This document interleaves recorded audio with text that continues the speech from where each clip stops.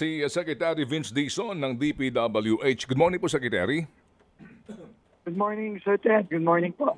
Opo, and we hope and pray na kayo po nakapagpapahinga pa rin kahit papaano. Sec, una po, ito pong binanggit nyo kahapon, lavish lifestyle na mga official po ng DPWH, tatlo ito, tsaka yung mga dapat magpaliwanag sa mga substandard projects, no, and yung failure to cooperate with ongoing investigation.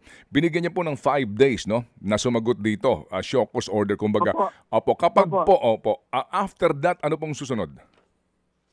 After that po, mag-decision na po kami kung anong mangyayari. Pero in all likelihood po, base sa mga nakita po naming mga ebidensya,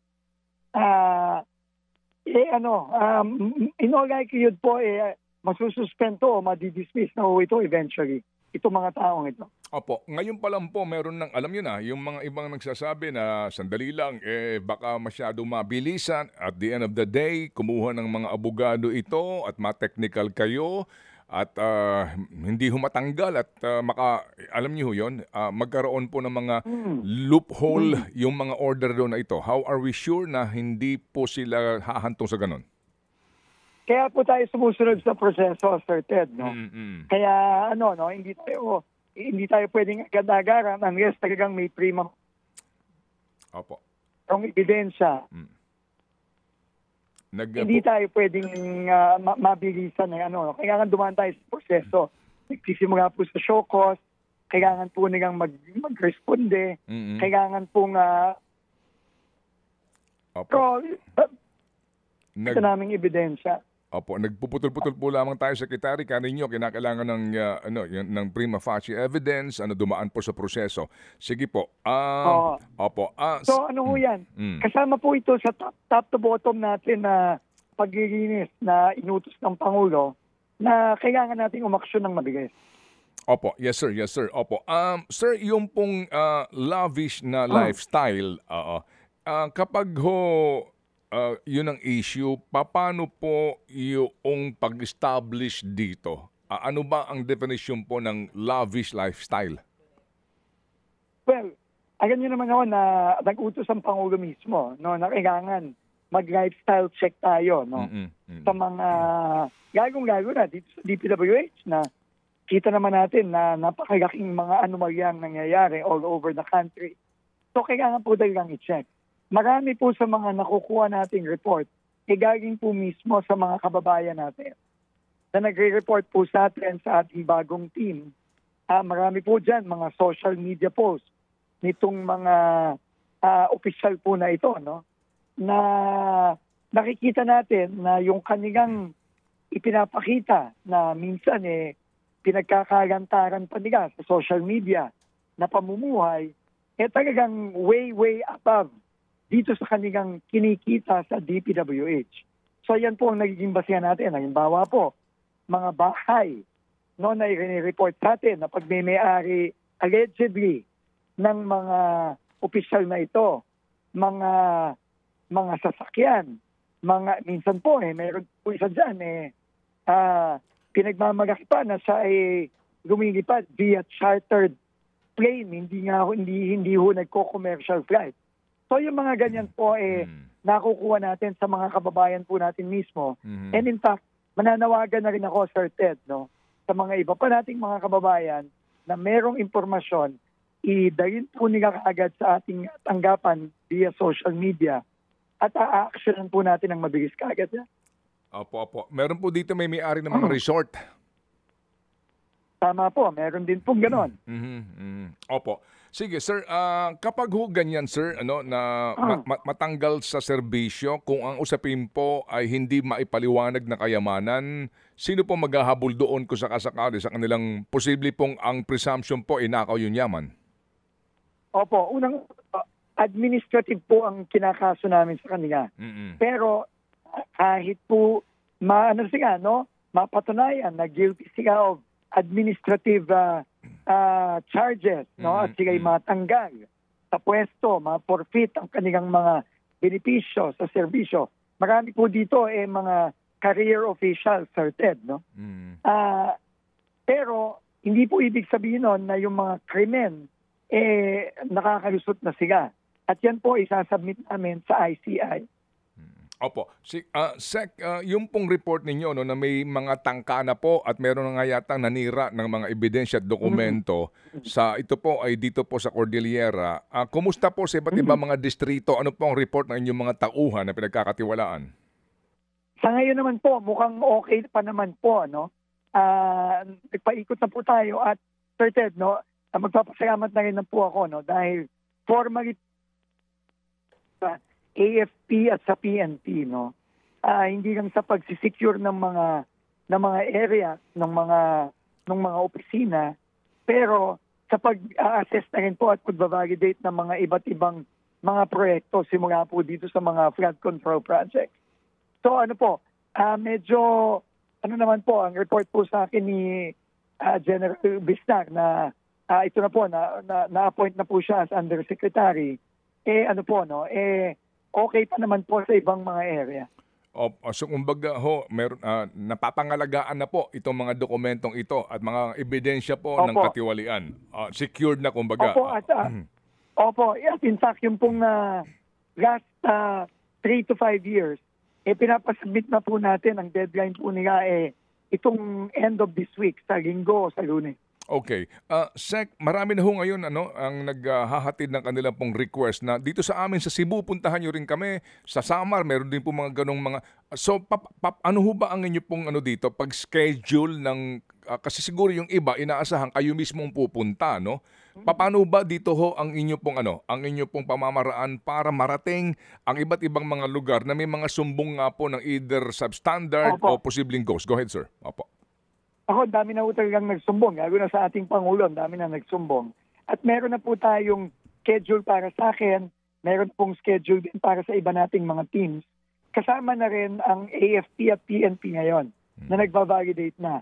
Actually, Sir Ted, ngayon po papalipad po ako kasama si Mayor Magalong Davao. No, pupunta ko kami ng Davao ngayon. At meron po kaming mga titignan na reports doon. Opo. Sige po, so hindi ho namin we don't want to preempt kung ano po yung gagawin doon. Pero, Sec, I'm sure you're monitoring ito pong hearing sa Blue Ribbon.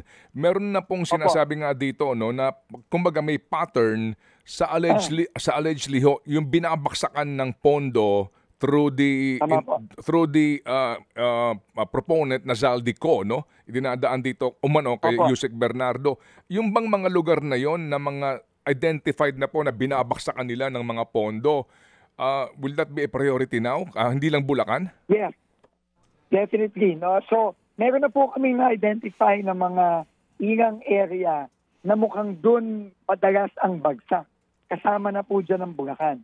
No? So, ako pa rin po, hindi pa, wala pa po akong lisensya na magsabi sa inyo ng mga detalye. Pero ito po ay napag-usapan na po namin ng ICI. Kaya po, yung mga dokumentong inaayos namin ngayon, nakafocus na rin po dun sa mga nasabi na sa mga testimonya sa Blue Ribbon. Okay. Sir, ito pong inyong 2026 budget na nakasalang ngayon, alam po namin napakaabala po ninyo at kayo po hindi pa sanay dito, no? Kasi ngayon lang kayo humawak ng DP. Sir, paano tayo nakakasiguro ngayon doon sa provision po ng inyong proposed budget? Kasi kung babalikan natin tong 2025, meron diyang ilang mga distrito, no, halos daan-daan ang kanilang multipurpose building, no, na mga proyekto. And then dito po ngayon sa bago, meron pa rin pare-pareho po yung amount. Meron po kasing concern na para bagang mukhang hindi lang ito sa flood control, maging dito po sa mga multipurpose building na pagkarami-rami, tapos may mga iba nakalagay completion 5 million. Pag hinanap mo naman yung pinanggagalingan nun, wala naman doon sa mga unang GAA na may ganung proyekto. Baka nga daw po we allocate funds in the same project pero matagal nang tapos o either ghost. Tama po. Unang-una po, ang limitasyon talaga ho natin dito, Sir Ted, aminin ko, na una-una po, wala akong involvement whatsoever sa pag-prepare nitong budget na ito, At pero, binigyan po tayo ng isang linggo ng Kongreso para ayusin, So obviously, hindi enough yun, Pero sasabihin ko lang po sa inyo, sa ating mga kababayan, kung ano po ang pinilit namin gawin given yung limited time. Unang-una po, tinanggal na natin ang lahat ng flood control. Wala na pong flood control na locally funded. Meron pong natitirang roughly 15.7 billion for flood control. Pero ito po, lahat ay foreign assisted project. No, ito po ay mga pondado ng ADB, ng World Bank, ng Japan, na talagang binabantayan po, no, at ongoing na po ito. So, yun po, kampante po tayo na hindi po yan magagawa yung ginawa nila dito sa mga locally funded. Yun po ang unang-una. Ang ikalawa po, pinigit po natin talagang hanapin yung mga completed na proyekto nung nakaraang mga taon na pinopondoan pa rin ngayong 2026. So pinigit po natin tanggalin lahat yon. At itayin ko po, mostly natanggal. At sinabihan ko nga po ang Kongreso, kung meron pa kayong makita dyan na hindi namin nakita o na hindi ho natanggal, sabi ko, tanggalin nyo po yan. No, dapat po tanggalin natin. Ikalawa po, tatlo po, yung pong mga phasing, no, yung mga napakaraming mga phase 1, phase 2, phase 3, mga ganyan, no, na 90 million, 100 million, 140 million, yun din po ay lininis natin, no? At pinigit natin i-consolidate kasi sabi nga po ni Secretary Babe Singson, mukhang obvious naman kung bakit ginagawa yon. Para lang ma-meet na nasa loob pa rin nung mga distrito, yung mga proyekto yon. Pero pinigit po namin i-combine na yan para po yan ay aakyat either sa region or kung lampas 400 million na, aakyat na yan sa central office. Pero again, mahirap pong hanapin yan lahat. Pero pinilit po namin. Pero again, kung may makikita po ang Kongreso, dapat po i-combine na lang po yan or tanggalin yung ibang mga phases. Opo. So, at go ahead, sir. So yun po ang mga pinipilit namin gawin. Pero ikaapat po, pinilit po namin talaga na hanapin yung mga proyekto na kailangan yan po na-clear na ng either ng local, provincial, or regional development council. At siguraduhin may mga plano, kumpleto po ang mga plano, ang mga program of work na nakita po natin na marami sa mga flood control, wala.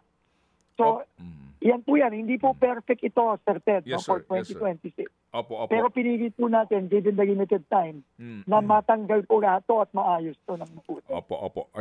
Inyo pong binanggit, may mga plano, program of work, etc. In the light of the revelation of District Engineer Hernandez na sinasadya nila para i-overdesign para po lamang, para lang mahabol nila yung kickback nila. Mukhang ito ho yung norm sa mga distrito na talaga pong sinasadya na palakihin yung budget, di po ba? Para ho lamang makasiguro yung kickback nila at matuloy pa rin po yung proyekto. Paano ho kaya ito? Kahit na may program of work, yung assurance naman na hindi ito in-overprice. Meron ba kayong kakayahan ngayon, considering nga po na bago lang kayo sa departamento at yung mga pinagkakatiwalaan nyo doon sa mga, lalo na ho yung mga may appropriations ng mga malalaki na mga proyekto po, gagaya nga nitong mga building na to na ang dami sa kasalukuyan pong proposed budget natin.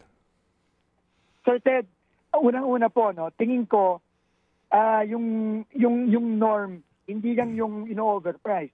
Yung norm halos walang plano. No, kasi marami po sa mga in-inspect namin sa Bulacan, naghihingi ako ng plano, wala akong makapag-produce ng plano man lang o ng detailed engineering design man lang. So, unang-una, yun ang kailangan nating bantayan.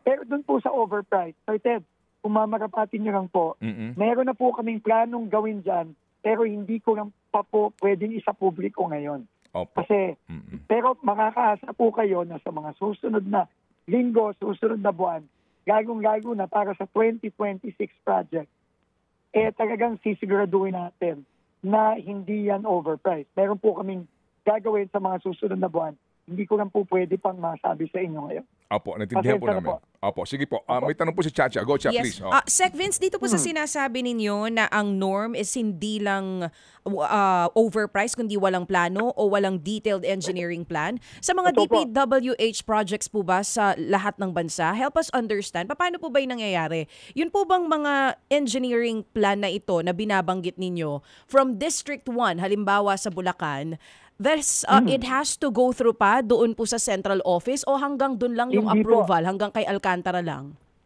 Hindi po. Yun nga po ang problema nakita ko dito, no, na malaki. No? Ang mga distrito po, ito talaga, hindi ko maintindihan kasi ngayon nga ako nakakita ng ganito. No? Sa ibang mga departamento, hindi po kasi ganito. Mhm. Sa DPWH po, ang mga distrito, up to a certain amount, no, which is 150 million pesos, para pong sariling mga DPWH yan. Para pong kingdom yan, no, na sila lang po ang nagdidesisyon, sila po ang nagpaplano, sila ang nagpapabid, sila ang nagmo-monitor kuno, sila ang nagbabayad sa mga kontraktor. Wala na pong kinalaman dyan halos ang region, lalong-lalo na ang central office. So ito po talaga, malaking problema po ito dahil wala po ako nakikitang check and balance dito. So, Sec Vince, kung malaking talaga, kailangan po ito ay magbago. Opo. Kailangang magbago, malaking problema ito na nagulat nga din po Malaking kayo problema sa yan. pag-upo ninyo na ganyan ang sistema. Kailan po nagsimula yung ganyan? Ever since na may mga proyekto itong DPWH or nagkaroon po ba ng pagbabago? At plano nyo po ba na i-implement na lahat ng mga proyekto sa lahat ng probinsya sa buong Pilipinas? Dapat dadaan na din sa central office yung mga approval nito mga detailed engineering plan? Unang-una po, no, sa aking engineer, pero sa experience ko sa pagtutrabaho sa gobyerno, sa iba't ibang ahensya, no, sa over the past so many years, wala po dapat na proyekto na walang plano. In fact, wala dapat na babudgetan na proyekto na walang plano. Pero kitang-kita ko po dito sa DPWH, hindi ganon ang nangyayari. Kailangan pong magbago yon, no? And matagal na po itong nakakalusot. Hindi lang dito sa administrasyon na ito, kundi sa dati pang mga administrasyon. Pero ang kakaiba hong malaki is yung threshold level, yung pong level ng authority ng mga distrito. Noong panahon po ni up to 50 million pesos lang yan. 50. Ngayon po, umabot na ng 150. At ang ginagawa nila ngayon, hindi sila nakontento doon, sinachap-chap nila yung mga proyekto. Kaya po yung sinasabi ni Sir Ted, totoo yan. Maraming mga proyekto dito. Halimbawa, yung nakita nila Sec Dave Singson sa Quezon City ng mga flood control. Mga 98 million pero 10 naman. No? So halos 1 billion po yun. No? So ano ho talaga to, no? Yan mga yan, kailangan po yan ayusin. Oo, sige Kasi po. yan po talaga ang ano na, no? Talagang binastos na po ng mga ibang mga district engineer itong ganitong sistema. Sec Vince, At yan po ang nakikita natin sa Bulacan, nakita natin sa Mindoro, nakita natin yan sa iba't ibang mga lugar. Oo.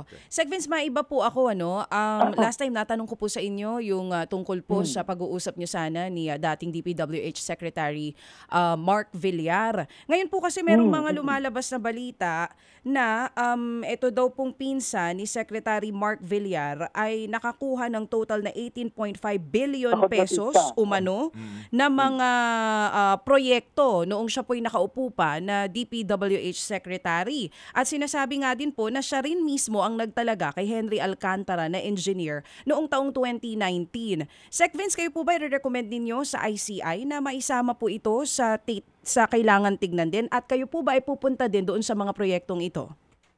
Lahat po yan i-imbestigahan natin. Lahat po niya ng mga report na yan. Ngayong administrasyon, dating administrasyon, lahat po yan i-imbestigahan natin. Yun po ang aming usapan ng ICI. In fact, sabi nga ako ng Pangulo sa iyo niya, all infra projects past 10 years, kailangan tignan. So, ito daw pong karamihan sa mga proyekto nasa Las Piñas at Cavite. Kailan niyo po ito plano kaya? Nasa In fact- listahan na po ba yan ng mga... Mhm. In fact, kasama po yung district engineer ng Las Piñas sa mga iniimbestigahan natin yun. Magamang, ito ay matatanggal na mapapalitan. Opo, matatanggal lang ho sa pwesto o meron din pong kasong administratibo? Ay, automatic po yan. Kasama sa mga sinokos natin kahapon. Okay. Opo, sige. So, Sec, Automatic po yan. opo, alam po namin na kayo po yung napaka-busy. Sec, paano kaya ito? Kasi ngayon po, ang inyong pinagkakaabalahan kumakain sa inyong oras ay itong pagpupunta nga at pag-inspeksyon sa mga proyekto actual. Who's in charge ngayon doon sa pagbabantay naman sa mga big-ticket projects natin na meron po nagbabantay? Unang-una ho, sa ating mga big ticket, si Senior Undersecretary Emil Sidain po na ano ho yan, matagal na po yan sa DPWH, maayos po na tao yan. Siya po ang in charge ngayon dyan sa pagbabantay. No, sa mga locally funded naman po, meron na po tayong team na papasok na na-appoint na po, nakuha na po natin ang appointment papers kahapon. At nagpapasalamat po tayo na finally po ako'y may makakasama na ho dito sa DPWH. So, isa po ay, actually, nagsisimula na rin ho sila. Pero siyempre, unofficial capacity po yun. Tumutulong na sila. Pero ngayon po, sila officially po kasama na po natin. Opo. Dito po sa mga district engineers ngayon tsaka sa mga region, ano po ang inyong balak? Considering nga po na mukhang ano na ho ito, mukhang brotherhood na po ito sa bawat kingdom. Sa lawak nga po, sabi nga ninyo, unthinkable, unimaginable tong problemang ito. Paano po ang inyong diskarte? Well, ngayon po, ito nga ho, nagsimula na kami. Marami na po tayong nasyokos, marami na rin nasuspinde base dun sa unang kaso natin. Pero sa mga susunod na araw po, lagong-lago na ho, meron na tayong bagong team na pumasok. May mga makikita na ho kayong mga very specific po na gagawin namin.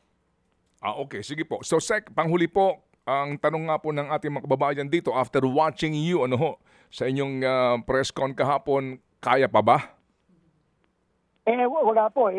Kakayanin po. Wala po tayong choice, Sir Ted. Hindi po madali ito. Medyo matindi po ang ang toll nito sa atin, both physically, mentally, emotionally. Pero wala po tayong choice. Trabaho lang po tayo. Pero Sir Ted, ulitin ko lang po, yung isa pong importanteng sinabi namin kahapon, talaga pong double time na po kami with the ICI to make sure, at ibang enforcement agencies, to make sure mababawi natin itong napakaraming perang ninakaw. At alam niyo naman po, nag-freeze na tayo ng mga, nag-request tayo ng freezing ng mga iba pang assets. Kasama na rin po yung mga assets tulad ng mga eroplano at chopper ni Congressman Zaldico. So, lang po natin yun, tutuloy-tuloy po tayo dyan. Opo, yung inyo pong ginawa, request pa lamang to freeze. Pero meron ba kayong informasyon? Baka po kasi wala na silang ma-freeze kasi po nagliparan na lahat. Hindi po, alam nyo, kahit, ang sabi po sa akin ng CAAP, kahit yan ay nagliparan na sa ibang lugar, ang mga registration po niyan ay Pilipinas pa rin. Mga RT, kumbaga yung plate number nila, yung registration nila, RT pa rin. At kahit saan po sa mundo yan, pwede po nating makuha. Pero kaya po ako nag-announce kahapon ng agad-agaran kasi meron po tayong report na pinipilit ng ibenta abroad itong mga eroplano at chopper na ito. Kaya po tayo sa publiko na nito para po matakot ang kahit sino man, whether local o foreign, na makipag-transaction dito at bilhin itong mga assets na ito. Kaya po talaga yun po ang rason kung bakit na natin ito isinapubliko hapon. Meron ho bang, kasi sabi po ng isang report, meron pong de-registration na ginagawa itong Misibis Air na to, yung pag-aari ni Zaldico. Para bagang ayaw na ho nilang, kumbaga binabawi yung rehistro sa RP sa Pilipinas. Meron ba hong natupad na gano'n na ginagawa? Meron na po? Sa report po ng CAAP, wala pong nangyaring gano'n pa. So, kaya nga po, agad-agaran tayong sumulat sa CAAP dahil na rin sa mga report na nakuha natin at in-announce ko na po kahapon para kahit na sino po, whether foreigner or local, magdalawang isip at hindi tumuloy kung meron mang nag-iisip na mag-transact dito sa mga shopper at eroplanong ito. Okay, sige po. So Sec Vince, kami po yung muling tatawag para po sa inyong ginagawang update po at maunawaan ng taong bayan kung gaano kaseryoso po ang gobyerno ho dito sa pagtatama sa napakamaling ginagawang ito ng nakaraan. Salamat po, Sec Vince. Salamat po, Sir Ted, Ma'am Cha. Tuloy-tuloy lang po tayo. God bless po. Opo, ingat po. Ingat sa biyahe. Thank you. Secretary Vince Dizon. Mga kapatid, brothers and sisters, saan ka pa? Dito na tayo sa totoo.